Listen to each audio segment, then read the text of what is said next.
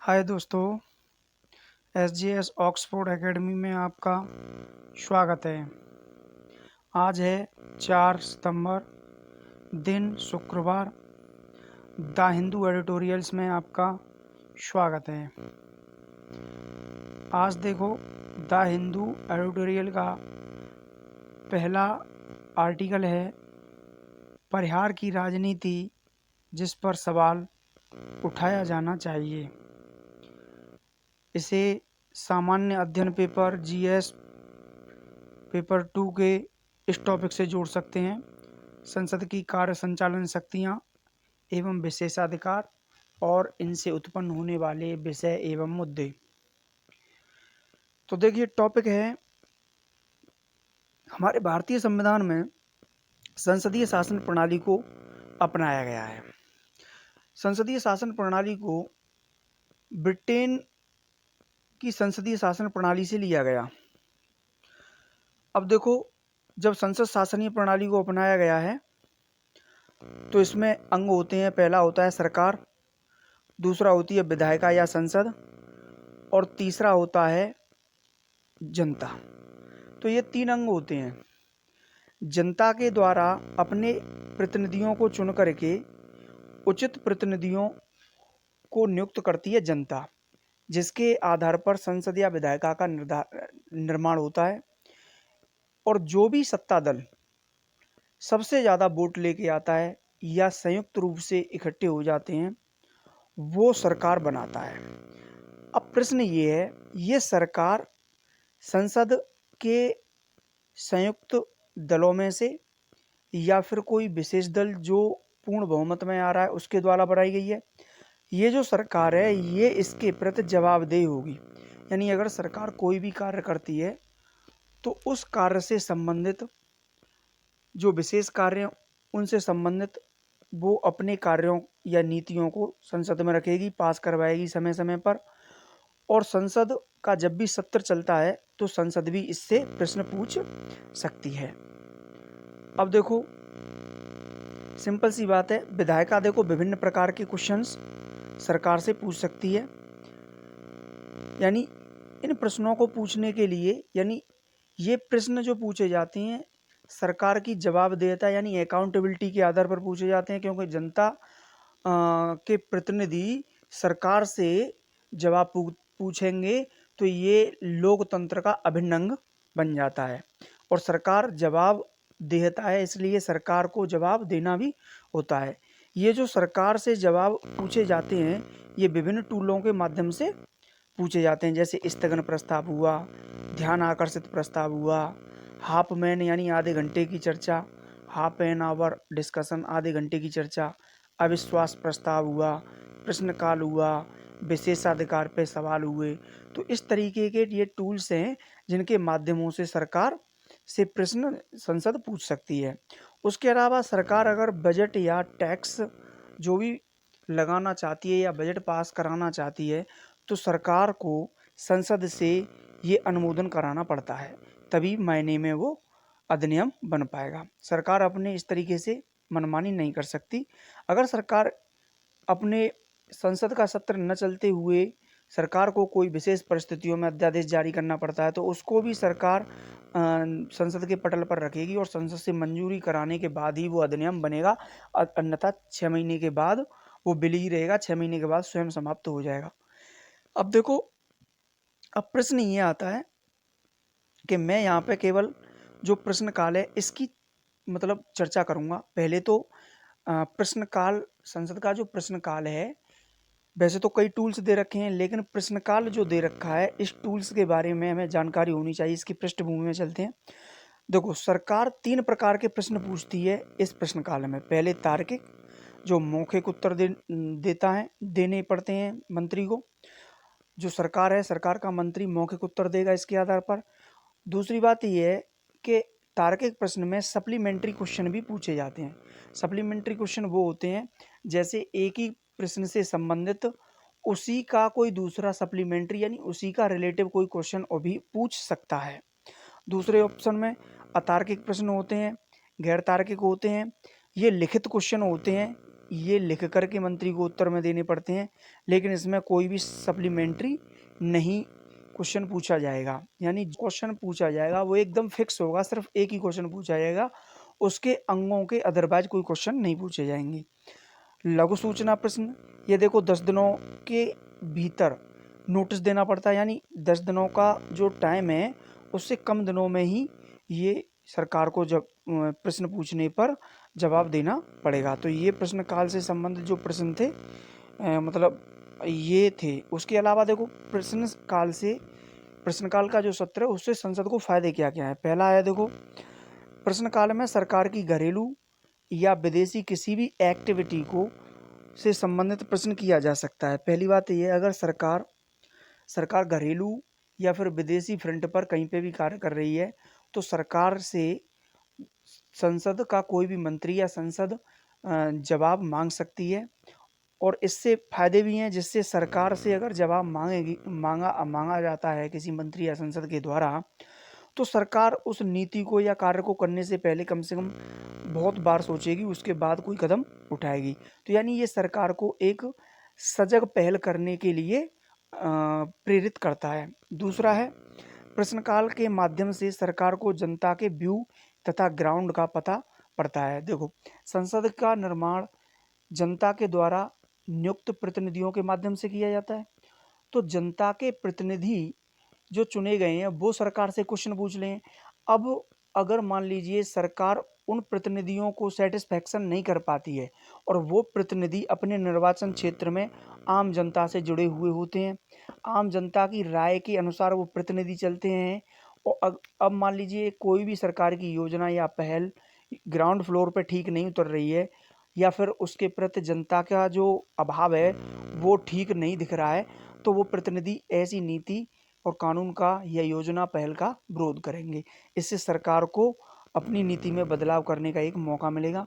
तो इसलिए जो अगर सरकार को ये एक ग्राउंड पर व्यू दिखाने के लिए भी कार्य करता है। तीसरा ऑप्शन है देखो, भ्रष्टाचार सरकार के कामकाज तथा विशेष जानकारियां प्राप्त होती हैं। दूसरी बात ये है, देखो सरकार ने तो काफ़ी पहले की हैं मान लेते हैं, लेकिन उनमें काफ़ी योजनाएं हैं जिनमें भ्रष्टाचार हो गया। अब मान लो भ्रष्टाचार हो गया तो वो ठीक से जो सरकार पॉलिसी लेकर के आई थी वो काम नहीं कर रही है।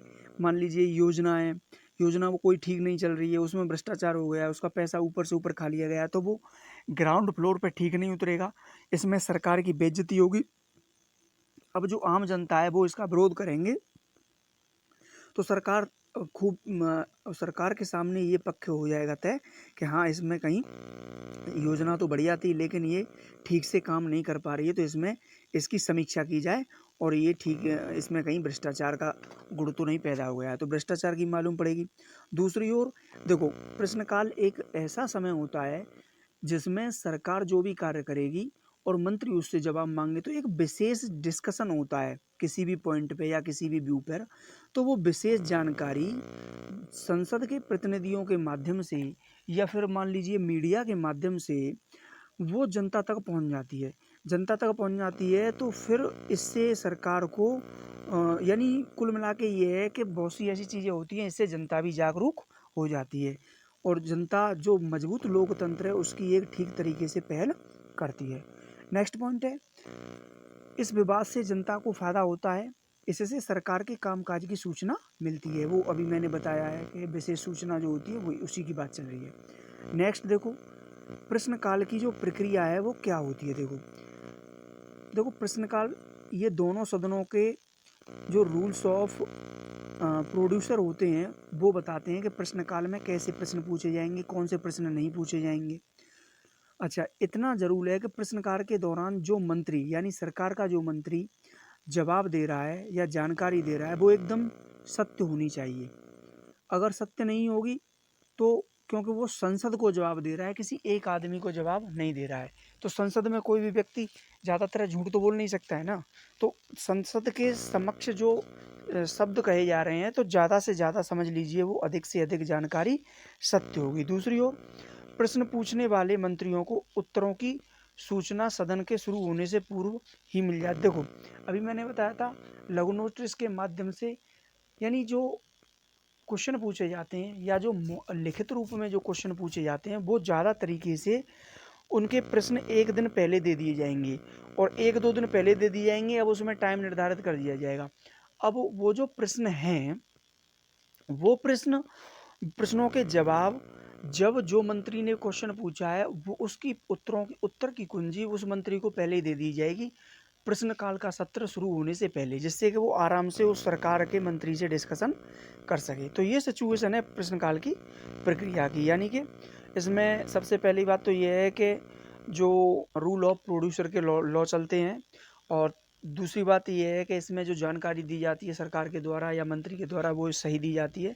तीसरी है इस सूची में मतलब जो है मंत्री को जो लंबे समय के लिए क्वेश्चन पूछे जाते हैं जैसे लिखित रूप में लघु नोटिस के माध्यम से वो पहले ही उत्तर दे दिए जाते हैं उनके। अच्छा, अब वर्तमान का जो विवाद क्या है, देखो इस मुद्दे को कैसे मतलब आगे बढ़ाया गया। अब वर्तमान का देखो, सरकार की जवाबदेहता तय होनी चाहिए तय हो जाती है। देखो अब बात ये है कि 14 सितंबर से शुरू होने वाले मानसून सत्र में लोकसभा के स्पीकर और राज्यसभा के सभापति ने प्रश्नकाल का जो समय है, प्रश्नकाल का जो सत्र है उसको शुरू करने से मना कर दिया। यानी प्रश्नकाल को हटा दिया संसद की कार्यवाही में से। तो अगर संसद की कार्यवाही में से हटा दिया है तो अब प्रश्न आता है आखिरकार क्यों। तो बताया है कि कोविड-19 की महामारी के कारण, यानी इन्होंने जो डिसीजन लिया है ये कोविड-19 की महामारी के कारण। अब प्रश्न ये है कि देखो अगर प्रश्नकाल को संसद की कार्यकारिणी से हटा दिए जाते हैं तो पहला पॉइंट तो ये होगा कि सरकार की जो जवाबदेहता तय इसी काल में होती है, पहला पॉइंट। दूसरा है जवाबदेहता कहाँ से तय होगी। दूसरा पॉइंट है बाकी के बिल तो चर्चा के लिए रखे जाएंगे। देखो जब से मार्च से कोविड-19 की शुरुआत हुई है, यानी 22 मार्च से कोविड-19 के दौर में लॉकडाउन लगाया गया है। अब सरकार ने ऐसे समय में कोविड-19 से निपटने के लिए काफ़ी कार्य किए हैं, कुछ कल्याणकारी कार्य भी किए हैं, यानी काफ़ी कार्य किए हैं। अब उन पर जब चर्चा नहीं होगी तो अब जो सरकार की जवाबदेहता है वो कहाँ से तय होगी। तो इस तरीके से अब प्रश्नकाल को रोक दिया जाएगा तो जवाबदेहता जो सरकार जवाब देना चाहिए, जैसे कि बहुत से ऐसे इशू उठाए गए हैं मतलब उन पर डिस्कशन नहीं हो पाएगा। दूसरा बाकी के बिलों पर चर्चा होने वाली है, बाकी के जो बिल होंगे तो उन पर भी तो चर्चा होगी। इस चर्चा को रोकने से क्या फ़ायदा है। दूसरी तरफ इसमें चलो देखो प्रश्नकाल में ये कह दिया कि तार्किक प्रश्न पूछे नहीं जा सकते परंतु लिखित रूप में उत्तर वाले जो उत्तर प्रश्न है वो पूछे जा सकते हैं। हाँ, ये कहा है कि जो अतार्किक प्रश्न है वो पूछे जाएंगे, लिखित रूप में उत्तर मांग लो, लेकिन जो मौखिक रूप में वो उत्तर नहीं पूछे जाएंगे। तो ये कौन सी बात हुई। ये भी मतलब जो लिखित रूप में बता रहा है तो वो मौखिक रूप में भी तो मंत्री बता सकता है ना। तो कोई ये बड़ा इशू तो है नहीं। यानी ये जो कदम उठाया जा रहा है ये कोरोना महामारी के कारण ये ठीक नहीं है। दूसरी ओर पूरी तरह से अतार्किक प्रश्नों पर रोक लगाना यह पार्लियामेंट फंक्शन के खिलाफ होगा, कोई और सॉल्यूशन ढूंढा जाए। तो कुल मिला के ये है, यही कहा जाता है आगे के व्यू में कि इस तरीके से आप तार्किक प्रश्नों पर, अतार्किक गलत हो गया, तार्किक है, तार्किक प्रश्नों पर जो रोक लगा रहे हो तो ये पार्लियामेंट के जो फंक्शनरी है उसके खिलाफ है। अगर पार्लियामेंट की फंक्शनरी के जो खिलाफ है तो ये देखो हमारी एक पहली संसदीय परंपरा है और जो लोकतंत्र का जो दायरा है, लोकतंत्र का जो मूल मंत्र है वो दोनों ही खतरे में है। पहले नंबर पे संसदीय जो शासन प्रणाली है ये ठीक हमें मतलब जो है एक दबाव नहीं डाल पाएगी। दूसरा पॉइंट होगा हमारे यहाँ लोकतंत्र है, यानी जो जनता है वो प्रतिनिधियों के माध्यम से सरकार के सामने अपने व्यू रखती है। तो ये 2 पॉइंट हैं, ठीक है ना। अच्छा, अब इसमें कहा गया है कि कोई और सॉल्यूशन निकालिए, जैसे सप्लीमेंट्री प्रश्नों को आप बंद कर दीजिए, उन्हें लिखित रूप में ले लीजिए या प्रश्नकाल का समय कम कर दीजिए। तो इस तरीके के सॉल्यूशन जो है निकाले जाएं। लेकिन सबसे बड़ी बात यह है कि इन जो प्रश्नकाल के दौरान या संसद की कार्यकारिणी के मामले में जो अंतिम निर्णय होते हैं वो स्पीकर और सभापति के होते हैं। लेकिन कुछ मुद्दों में सहमति भी बनाई जा सकती है। यानी अगर बनाई जा सकती है तो फिर उस सहमति को ही बनाइए ना। जब सहमति बनाई जा सकती है, सहमति से कार्य कीजिए, जिससे अगर ये ऐसा हो जाता है कि सहमति बन करके कोई सॉल्यूशन निकल आता है और प्रश्नकाल में जो संसदीय परंपरा है वो बनी रहेगी, तो ये तो सकारात्मक परंपरा जो संसद की है वो बिल्कुल मजबूत हो जाएगी। तो इसलिए राइटर का कहना सिर्फ यही है कि बार बार आप ये मत कहो कि हम प्रश्नकाल को बंद करेंगे। प्रश्नकाल को अगर बंद करेंगे तो इससे कई पॉइंट खराब हो जाएंगे, कई बिंदु ऐसे हैं जो नहीं हो पाएंगे। लेकिन सबसे इम्पोर्टेंट बात यह है कि कोई और सॉल्यूशन निकालिए आप, जिससे कि तुम्हारी जो है संसद की परंपरा बनी रहे।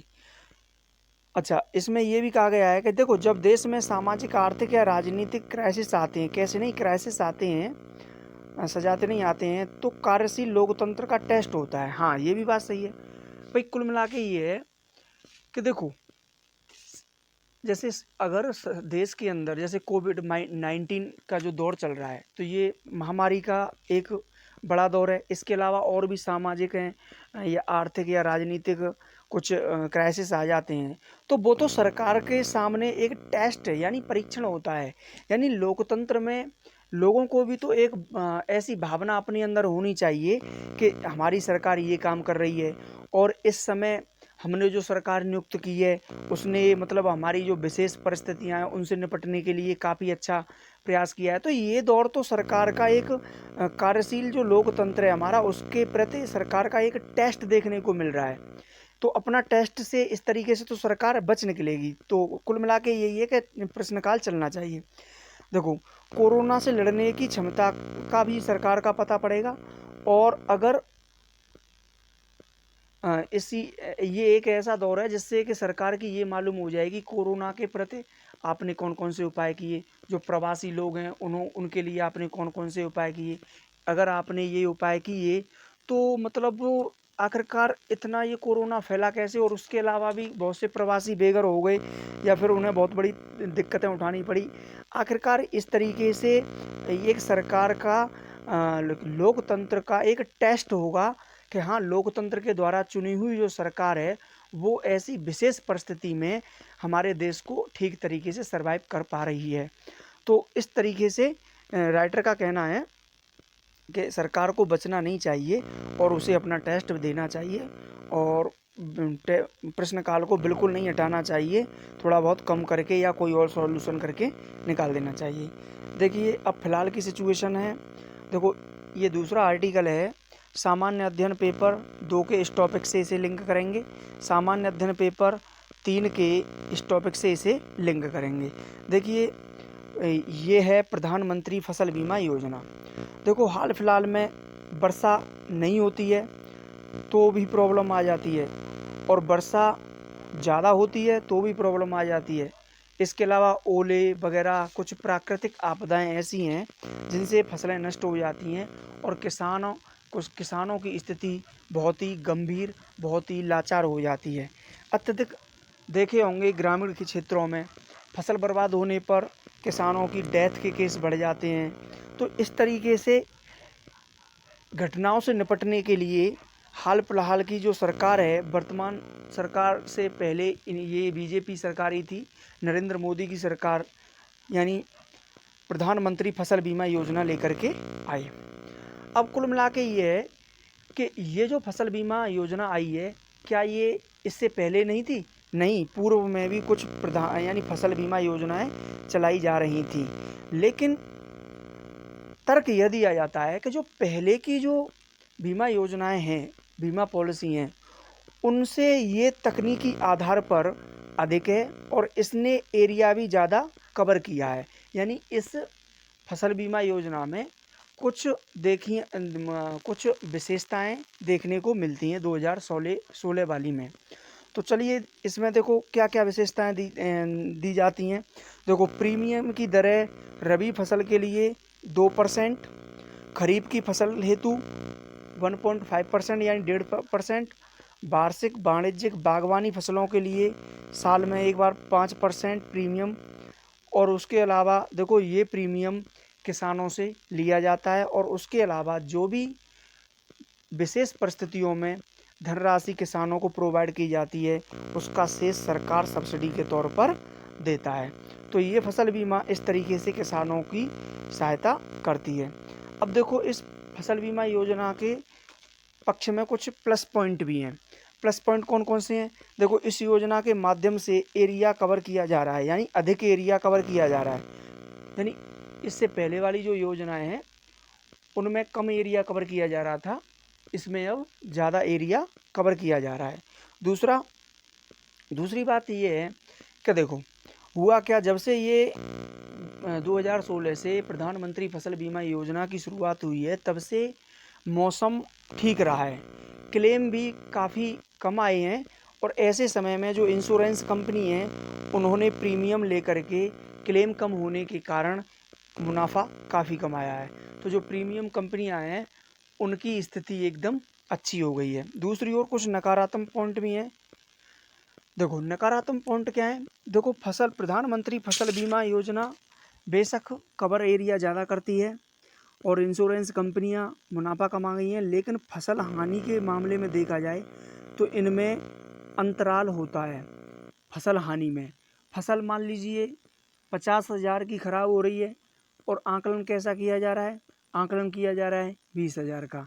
तो इस तरीके से किसान इनसे जुड़ना नहीं चाहते हैं, और ये जो है पॉइंट किसानों को जोड़ने सा है। तो ये एक नेगेटिव पॉइंट है।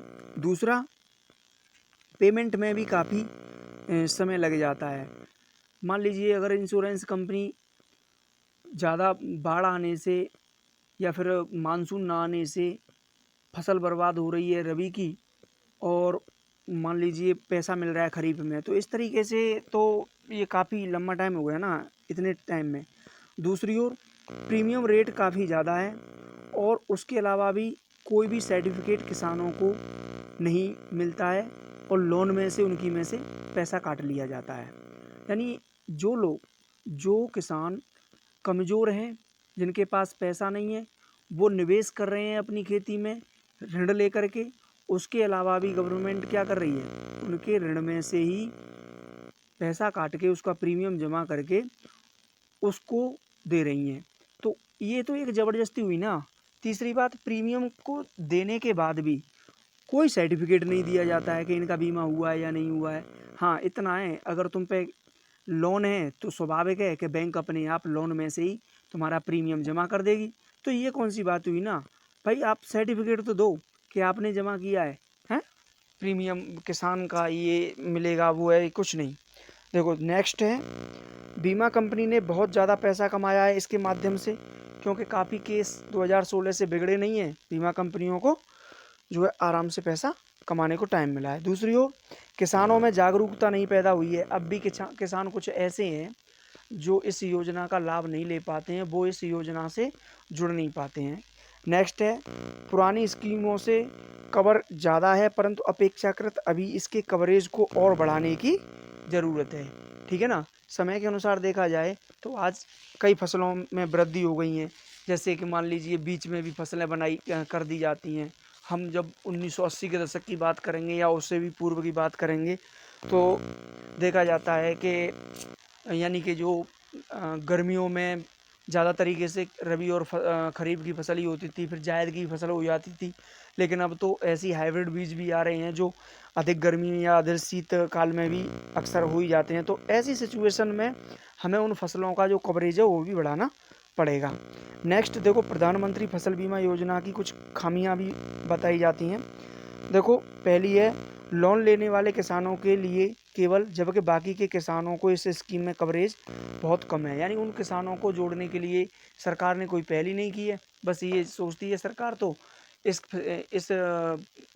बीमा योजना के माध्यम से जो लोन लेने आ रहा है, यानी सभी किसान लोन लेने जा रहे हैं, उन पर सब पे हो जाएगा। तो इस तरीके से कुछ किसान वंचित हैं। केवल वही किसान जो लोन लेने के लिए आ रहे हैं वही इससे जुड़ पा रहे हैं। देखो, अब दूसरा पॉइंट है, सरकार उच्च सब्सिडी देती है। देखो, होता क्या है, जैसे ही कोई आपदा आने के बाद सरकार ने इस फसल बीमा योजना के माध्यम से सरकार ने ऊंची सब्सिडी देने का ऐलान कर दिया कि किसानों को राहत मिलेगी। अब ऐसे टाइम में भाई कंपनियां है ना, कंपनियां तो पहले से ही जो इनका इंटरेस्ट रेट है ना वो लो रखेंगी। उन्हें मालूम है कि जैसे ही प्रॉब्लम आएगी तो सरकार क्या देगी, सब्सिडी देगी। सरकार सब्सिडी देगी तो सरकार पर ज़्यादा खर्चा पड़ेगा, और ऐसे टाइम में जो इंश्योरेंस कंपनियां हैं वो अधिक मुनाफा कमाती हैं। नेक्स्ट बात करें हम, देखो राज्य सरकारें इंश्योरेंस कंपनियों को काफ़ी टाइम में पेमेंट देती हैं, ठीक है ना, जिससे कंपनियां भी काफ़ी लंबे समय में भुगतान किसानों को कर पाती हैं। आखिरकार इस बीमा योजना में क्या क्या बदलाव किए जाएं, आगे की राह देखते हैं। देखो प्रधानमंत्री फसल बीमा योजना जो है अब ये 2.0 के नाम से जानी गई है। दूसरी ओर इस स्कीम को स्वैच्छिक कर दिया गया है, कोई ज़बरदस्ती नहीं है कि लोन लेने वाला ही है। अगर लोन लेने वाला किसान अगर इस बीमा योजना को लेना चाहता है तो ही बैंक उसका इस बीमा योजना पॉलिसी से जोड़ेगी, प्रीमियम काटेगी उसकी लोन से, अदरवाइज़ उसे पूरा पैसा दे दिया जाएगा। ज़बरदस्ती कोई नहीं है। पहले ऐसा होता था कि यानी बैंकिंग जो है ये स्वैच्छिक नहीं थी, ऐच्छिक नहीं थी, और मतलब कंपलसरी थी। दूसरी ओर केंद्रीय सब्सिडी की सीमा टाइम जैसी इंश्योरेंस कंपनी अधिक इंटरेस्ट रेट दें। देखो केंद्र की जो सब्सिडी की जो उच्च सीमा है वो भी एक फिक्स कर दी जाए, यानी टाइम नहीं है या तय कर दी जाए, जिससे क्या होगा कि सरकार एक हाई लेवल से मतलब जो है हाई लेवल की सब्सिडी किसानों को न दे, और ज़्यादा से ज़्यादा जो कंपनियां जुड़ रही हैं उनको आगे आने दें।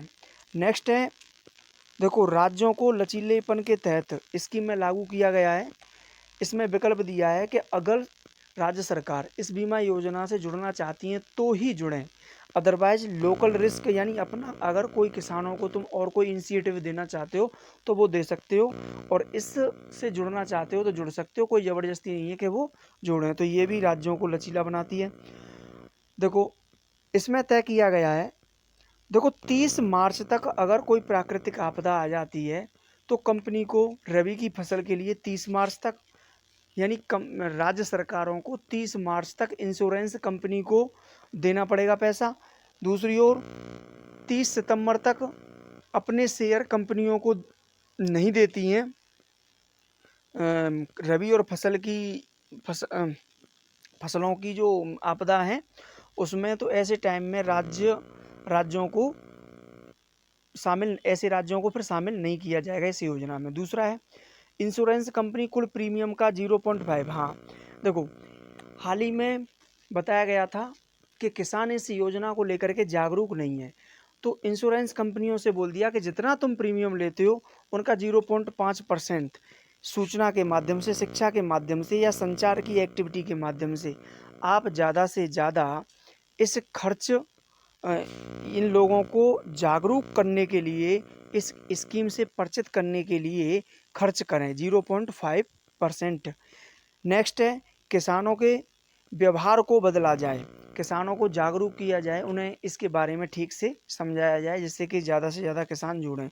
दूसरी ओर जो किराएदार या शेयर क्रॉप वाले फसल जो किसान होते हैं उनको भी जोड़ा जाए, और इसमें जो मुख्य फसल कवर होनी चाहिए फसलें उनको भी कवर किया जाना चाहिए। किसानों को प्रोत्साहन करना चाहिए मिश्रण खेती करने के लिए, ऐसी फसलों को शामिल किया जाए जिससे कि मिश्रण खेती मतलब उत्साहित हो। तो इस तरीके से कुछ एडवांटेज दिए गए हैं।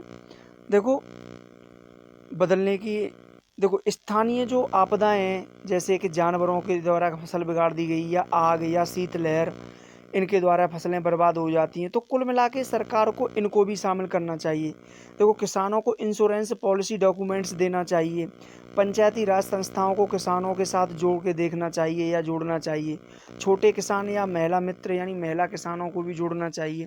तो इस तरीके से अभी इस योजना में ये पहलें करने की आवश्यकता है। अगर ये पहले होती हैं तो और भी अच्छी रहेगी। चलिए अब हम आगे चलते हैं। देखिए इस आर्टिकल को हम सामान्य अध्ययन पेपर के टॉपिक सामाजिक सशक्तिकरण से जोड़ सकते हैं।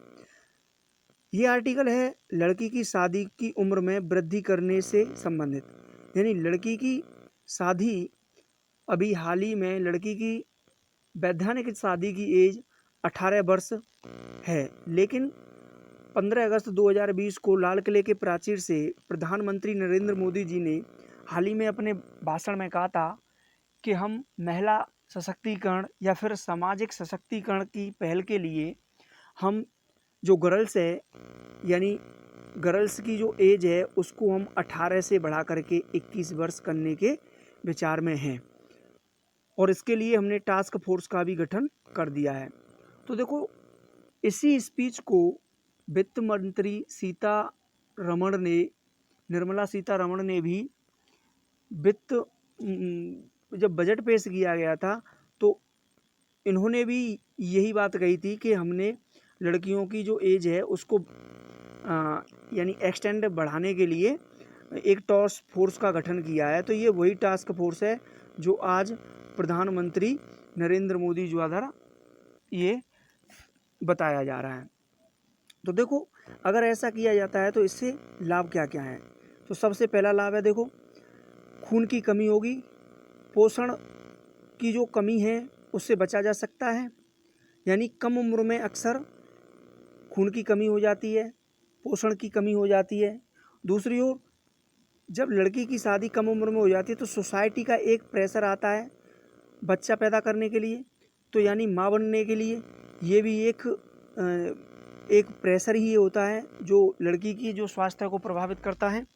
दूसरी ओर बच्चे का, देखो, अगर ऐसी उम्र में, कम उम्र में लड़की माँ बनती है तो खून की कमी होगी, ऊपर से पोषण कम होगा, तो यानी उसका जो हेल्थ है ये वो कमज़ोर होगी। उसके अलावा जो बच्चा भी पैदा होगा ना, वो भी उसका भी स्वास्थ्य ठीक नहीं होगा।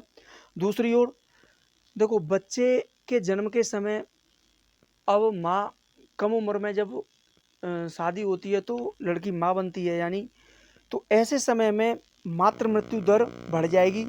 तो मातृ मृत्यु दर बढ़ती हैं तो इससे मातृ मृत्यु दर में गिरावट हो जाएगी, क्योंकि 21 वर्ष भी हो जाएगी लड़की की एज। दूसरी ओर देखो, कम उम्र में शादी हो जाने से जो उसकी जनन काल होता है, चंदन काल नहीं है, जनन काल होता है, जनन काल कम हो जाएगा, जिससे यानी जनन काल कम होगा तो बच्चा पैदा कम होंगे, जिससे जनसंख्या में वृद्धि रुकेगी। दूसरी ओर कम उम्र में शादी के कारण जो यौन और प्रजनन के बारे में ठीक से उनको जानकारी नहीं होती है, इससे उनका स्वास्थ्य प्रभावित होता है। तो कुल मिला के ये भी एक इशू सही है। नेक्स्ट पॉइंट है, वो अपने पार्टनर के साथ ठीक से नेगोशिएटिंग नहीं कर पाती हैं, और वो ना ही ठीक तरीके से फैमिली प्लानिंग के बारे में सोचती हैं, सेफ सेक्सुअल प्रैक्टिसेस भी नहीं कर पाती हैं, तो ये उनके लिए भी एक बेनिफिट होगा। नेक्स्ट है, देखो, शैक्षिक स्तर में सुधार होगा। हाँ, ये पॉइंट सही है। देखो, शैक्षिक स्तर की बात करें तो देखो, ज़्यादा तरीके से रूरल एरिया में जो अक्सर 12 पास करने के बाद ही लड़की की 18 साल उम्र हो जाती है, घर वाले सोचते हैं चलो शादी कर लें। लेकिन अगर ऐसा हो जाएगा तो घर वालों को ये मालूम है कि जो वैधानिक एज है वो 21 है, और 3 साल तो घर पे ही बैठी रहेगी ना, तो घर वाले ये सोचेंगे चलो अब इसको पढ़ाई लेते हैं। तो कुल मिला के ये शैक्षिक स्तर में सुधार होगा। नेक्स्ट, लैंगिक समानता। देखो, इससे पहले सरकार का कहना था कि लैंगिक समानता को समान करने के लिए जो लड़कों की 21 वर्ष एज है उसको घटा करके आप 18 वर्ष लेकर के आइए, ठीक है ना। तो लेकिन अब सरकार का क्या कहना है कि लड़कों की एज को कम न किया जाए, लड़की की जो एज है उसी को 21 साल कर दिया जाए। हाँ, तो एक ही बात है, लैंगिक समानता ऐसे कर लो या फिर ऐसे कर लो, तो लैंगिक समानता में भी एक कदम होगा। नेक्स्ट है, देखो, हानियाँ क्या क्या हो सकती हैं। देखो, अगर सरकार मान लीजिए लड़की की शादी की जो उम्र है उसमें वृद्धि कर भी देती है, तो देखो लोग तो मानेंगे नहीं, वो तो 18 वर्ष की आयु पूरी होने पर ही शादी करेंगे। ऐसा क्यों? कि लोग तो जागरूक ही नहीं है। तो सिंपल सी बात है, इससे क्या होगा, देखो, अब लड़की की शादी 18 वर्ष के बाद ही कर दी जाती है, तो ऐसे समय में वो बच्चे को घर पे ही जन्म देगी, क्योंकि उसे मालूम है अगर बच्चा कराने के लिए हॉस्पिटल में जाएगी तो उसकी एज 21 साल नहीं है, तो ऐसे में उसे कोई पकड़ न ले या कोई कानून न लग जाए तो दिक्कत होगी। ऐसे में उसके जो बच्चे को जन्म देना पड़ेगा उसे घर पर ही देना होगा। तो ऐसी स्थिति में मातृ मृत्यु दर के जो केस हैं वो भी बढ़ सकते हैं। दूसरी ओर लोग तो मानेंगे नहीं, क्योंकि उनमें जागरूकता का अभाव होगा। वो 18 साल की 18 साल के बाद ही लड़की की मैरिज करेंगे, तो ये चाइल्ड मैरिज के जो केस हैं ना, उनमें काफ़ी वृद्धि होगी। तो सिंपल सी बात है। तीसरा पॉइंट है, देखो जनसंख्या कम करने की बात कह रही है गवर्नमेंट इस पॉइंट को, कि लड़की की एज बढ़ा करके जनसंख्या में कमी हो जाएगी। देखो सबसे बड़ी बात ये है, काफ़ी राज्य ऐसे हैं, कई राज्य हैं भारत के अंदर जिनकी जो जन्म दर है वो 2 से भी कम है। तो जनसंख्या की हिसाब से देखा जाए तो भारत में जनसंख्या के नियंत्रण में भारत चल रहा है और उसी चरण से गुजर रहा है। हाँ, इतना ज़रूर है। अब देखो, अगर सरकार इस पॉइंट को लेकर के व्यू करती है तो ये जनसंख्या के आधार पर ठीक नहीं होगा। नेक्स्ट देखते हैं, माल्यूट्रिशन के चक्र से तोड़ा जा सकता है। देखो माल्यूट्रिशन के चक्कर से अगर हम लड़की की एज 21 साल करके माल्यूट्रिशन की जो साइकिल है उसको तोड़ना चाहते हैं। देखो माल्यूट्रिशन का जो साइकिल है वो होता क्या है, पहले हम ये समझाएंगे। देखो माल्यूट्रिशन का साइकिल होता है, जैसे यहाँ से शुरू होगा, जैसे माँ मतलब जो माँ का स्वास्थ्य है, कुपोषण या खून की कमी, माँ का स्वास्थ्य ठीक नहीं है। अब उससे जो बच्चा पैदा होगा उसका भी स्वास्थ्य ठीक नहीं होगा। इस बच्चे का मस्तिष्क है वो भी ठीक नहीं होगा। जब बच्चे का मस्तिष्क ठीक नहीं होगा तो ये ठीक से पढ़ नहीं पाएगा, इसको ठीक से रोज़गार नहीं मिल जाएगा। तो फिर लास्ट में जाके माल्यूट्रिशन से क्या होगा, ये गरीबी, समझ में आई ना बात, तो ये गरीबी निकल के आएगी। तो कुल मिलाकर के ये सरकार अगर माल्यूट्रिशन के चक्कर को तोड़ना चाहती है तो सिंपल सी बात है, सरकार को गरीबी को ख़त्म करना होगा। दूसरी ओर सरकार को पोषण स्तर से संबंधित जो प्रोग्राम और स्कीम है उनको ठीक से चलाना होगा। उन्हें आंगनबाड़ी के माध्यम से या अदरवाइज किसी अन्य माध्यम के तरीके से उनके पोषण को सुधारा जाए। तो ये पहले हैं। इसके अलावा सरकार को अब देखो आगे क्या करना चाहिए। यानी देखो सरकार ने जो टास्क फोर्स गठित की है, टास्क फोर्स को खुद एक बार विचार करना चाहिए कि क्या 21 वर्ष और जो 18 वर्ष वैधानिक लड़के लड़की की जो एज है वो वैधानिक तरीके से तय की गई हैं हाल फिलहाल में, क्या वो वर्तमान समय में ग्राउंड फ्लोर पर उतर रही हैं। यानी जो ग्राउंड लेवल है, क्या लड़के लड़कियों की आज की डेट में देखा जाए, यानी वर्तमान स्थिति में क्या चाइल्ड मैरिज केस नहीं आ रहे। तो बस यही कमी है। सबसे बड़ी बात ये है, अगर आप 21 साल उम्र कर देते हो लेकिन लोग तो फिर भी नहीं मानेंगे ना, चाइल्ड मैरिज केस तो फिर भी बढ़ेंगे। तो ऐसी सिचुएशन में सरकार एज बढ़ाने से फ़ायदा नहीं है। वर्तमान में जो वैधानिक एज तय की गई है ना, उसी को सरकार को ग्राउंड लेवल पे लेके आना होगा। तो सरकार अगर यहीं पे ठीक तरीके से काम करेगी तो कोई दिक्कत नहीं है, ठीक है ना। दूसरी ओर बच्चे का जन्म तथा शादी का रजिस्ट्रेशन जरूरी होना चाहिए। देखो शादी के रजिस्ट्रेशन से क्लियर तय हो जाता है कि देखो बच्चे का जब जन्म होगा ना, उसका भी एकदम सही तरीके से मालूम होना चाहिए कि इस टाइम में ज़्यादा तरीके से, जैसे कुछ लोग शादी में उम्र बढ़ा करके करवा लेते हैं शादियां, लेकिन उनकी वैसे ओरिजिनल जो एज है ना वो कम होती है। तो अगर जन्म के समय की जो प्रमाण पत्र होगा अब उसी को मांगा जाए, मान लीजिए शादी वगैरह के लिए, तो निश्चित रूप से जो बच्चा है उस समय तो, जिस समय जब बच्चा जन्म लेता है उस समय तो कोई बेईमानी होती नहीं है, तो उस समय तो एक्चुअली एज लिखानी पड़ेगी ना। और वैसे भी जो जन्म पत्र है उसमें तो भैया हॉस्पिटल ही लिख के देगा ना, तो बच्चा का जब जन्म हॉस्पिटल में होगा तो सिंपल सी बात है, जन्म और शादी दोनों का रजिस्ट्रेशन होना चाहिए। दूसरी ओर बदलने की ज़रूरत है तो लोगों के व्यवहार को बदलो। लोगों के व्यवहार को बदलने के लिए आप जो मैरिज यानी कि 18 साल यानी 18 प्लस या फिर 21 प्लस करें, यानी 21 वर्ष से प्लस शादी करने के लिए लोगों में एक जागरूकता अभियान चलाए जाएं, जिससे लोगों का ऑटोमेटिक जो व्यवहार है ना उसमें चेंजिंग हो जाए। तो ये करने की गवर्नमेंट को ज़रूरत है, न कि उनकी लड़कियों की शादी उम्र को 18 से 21 वर्ष कर दें। देखो सबसे इम्पोर्टेंट बात है, जैसे नेक्स्ट है, देखो समाज का जो दबाव है ना उस दबाव को भी कम किया जाए। ज़्यादा तरीके से, जैसे शादी हो गई, शादी होने के जस्ट बाद ही बच्चे को जन्म देने का एक प्रेशर जो होता है, ये भी उसके दिमाग में मतलब जो है फोल्टेबल नहीं होना चाहिए कि नहीं नहीं बच्चे को साल हो गई, 2 साल हो गई। अरे भाई ठीक से पहले पोषण उसको मेंटेन करने दो ना अपनी बॉडी को, उसके बाद पोषण की सिचुएशन और उसमें कोई प्रॉब्लम तो नहीं है, तो ये सब सिस्टम देख करके ही मतलब जो है किया जाना चाहिए, ऐसे ही नहीं कर देना चाहिए। तो आज की डिस्कशन में इतना ही। अब हम अगली वीडियो में मिलेंगे, तब तक के लिए धन्यवाद।